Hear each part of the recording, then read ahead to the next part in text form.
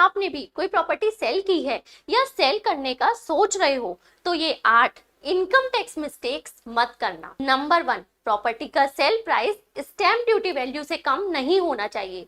10% तक का टॉलरेंस तो चल जाता है बट इससे ज्यादा का नहीं। नंबर 2, जब भी बायर से प्रॉपर्टी का पेमेंट रिसीव करें कैश में तो 20,000 के अंदर अंदर ही रिसीव करना है।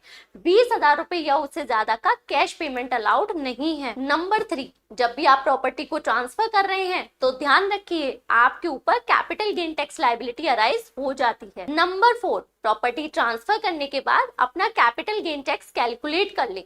अगर ये टैक्स 10,000 रुपए या उससे ज्यादा का आता है तो आपको एडवांस टैक्स पे करना पड़ता है। नंबर 5, अगर आप 30 लाख से ज्यादा की प्रॉपर्टी सेल करते हैं तो सब रजिस्ट्रार इसकी इंफॉर्मेशन इनकम टैक्स डिपार्टमेंट को दे देता है और ये इंफॉर्मेशन फिर आपके AIS में भी शो हो जाती है। नंबर 6, अगर आप 50 लाख से ज्यादा की प्रॉपर्टी सेल करते हैं तो बायर पहले 1% की रेट से आपका TDS डिडक्ट करेगा और फिर उसके बाद नेट अमाउंट आपको पे करेगा। नंबर 7, अगर आप चाहते हो कि आपको कोई भी कैपिटल गेन टैक्स पे ना करना पड़े तो आप इस अमाउंट को स्पेसिफाइड असेट्स जैसे कि किसी घर में या गवर्नमेंट के नोटिफाइड बॉन्ड्स में इन्वेस्ट कर दीजिए। इससे आपका कैपिटल गेन्स एग्जेम्प्ट हो जाएगा और आपको कैपिटल गेन टैक्स भी पे नहीं करना पड़ेगा। नंबर 8, जब भी आप अपना ITR फाइल करने बैठे तो आपका ये अमाउंट स्पेसिफाइड असेट्स जैसे कि घर या बॉन्ड्स में इन्वेस्ट हो जाना चाहिए।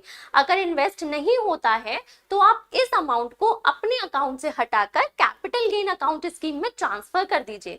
अगर ITR फाइलिंग की ड्यू डेट तक कैपिटल गेन का अमाउंट आपके अकाउंट में रहा तो फिर आपको उस पर कैपिटल गेन टैक्स पे करना पड़ेगा। Like and share the video and subscribe for more information.